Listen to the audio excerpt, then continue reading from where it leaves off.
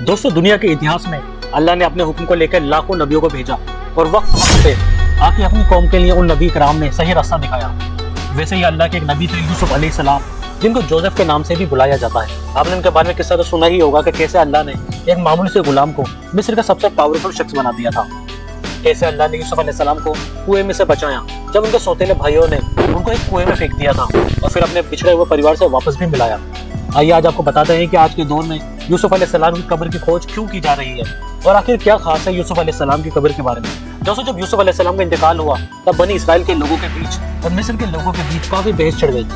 बनी इसराइल के लोग उनको अपने साथ दफनाना चाहते थे क्योंकि वो उनकी कौम के थे, जबकि मिस्र के लोग जहाँ के वो हुक्मरान थे उनको वो अपने यहाँ दफनाना चाहते थे। जब बात नहीं बन पाई तो दोनों कौमों ने डिसाइड किया कि उनको नील नदी के बीचों बीच दफना दिया जाए, ताकि जहाँ तक दुनिया में नील नदी का पानी जाए वहाँ तक बरकत फैले और सभी कौमें फले फूले। लेकिन वक्त के साथ बनी इसराइल का मुकाम मिस्र में गुलाम से भी बदतर का रह गया और जब फिरौन का राज आया तो अल्लाह के हुक्म से मूसा अलैहिस्सलाम के पीछे बनी इसराइल को भी मिस्र छोड़ के जेरूसलम निकलना पड़ा। लेकिन हिजरत के वक्त बनी इसराइल को यूसुफ अलैहिस्सलाम से किया अपना वादा याद था। यूसुफ अलैहिस्सलाम की वसीयत में बनी इसराइल ने उनसे वादा किया था जब भी उनकी कौम यानी बनी इसराइल मिस्र से हिजरत करेगी तब बनी इसराइल को उनके जिस्म मुबारक को भी अपने साथ ले जाना होगा। तब ढूंढ शुरू हुई कि आखिरी नील नदी में उनका दफनाया कहाँ गया था, लेकिन यह बात कोई नहीं जानता था क्योंकि उनके वफात को तो सैकड़ों साल पूरे हो चुके थे। उनके रोजे की जगह को कोई नहीं जानता था सिवाय एक बूढ़ी औरत की। जब औरत से कब्र का पता पूछा गया तो उसने ऐसी शर्त रखी जिसको सुन के मूसा अलैहिस्सलाम को बहुत गुस्सा आ गया। उस कमजोर और बूढ़ी औरत ने उनसे कहा कि वो जन्नत में मूसा अलैहिस्सलाम के पड़ोस में मर के रहना चाहती है।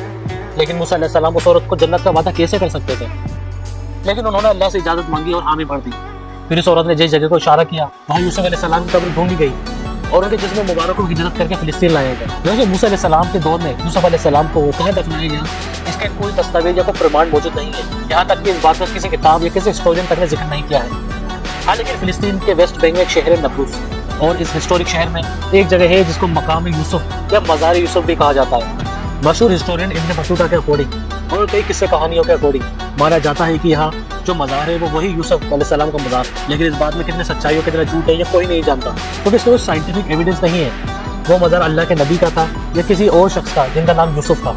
इस बात का पता लगाने का कोई तरीका भी नहीं है दोस्तों, क्योंकि जब कोशिश की गई उनकी कब्र से छेड़छाड़ करने की तब मुसीबत हुई। लेकिन सवाल ये उठता है कि इजराइल उनकी कब्र से क्या चाहता है। दरअसल आज का यहूद खुद को नबियों की धरोहर का वारिस मानता है और ताबूत सकीना हो या यूसुफ अलैहिस्सलाम की कब्र उनके अकॉर्डिंग सब पे उनका और सिर्फ उनका हक है। और अगर वो हजरत यूसुफ की कब्र खोज लेंगे तो उनके लिए नया दौर शुरू हो जाएगा। ये सब उसी प्लान का हिस्सा है जिसके अकॉर्डिंग ये लोग बैतुल मुकद्दस को तोड़ के वहाँ अपना मंदिर बनाना चाहते हैं। इनका मानना है कि जब दुनिया में नया दौर आएगा तो पूरी दुनिया पे उनका ही राज होगा और हर जगह उनकी गोल्डन एज आएगी। दुनिया के हर कोने में उनका ही राज चलेगा, बिल्कुल हजरत सुलेमान और हजरत दाऊद की हुकूमत की तरह। दुनिया पे हुकूमत या कहें तो वर्ल्ड डोमिनेशन के लिए उनकी तैयारी जबरदस्त जोरों शोरों से है। इसलिए आज इजराइल कोई कसर नहीं छोड़ा यूसुफ अलैहिस्सलाम की कब्र ढूंढने के लिए।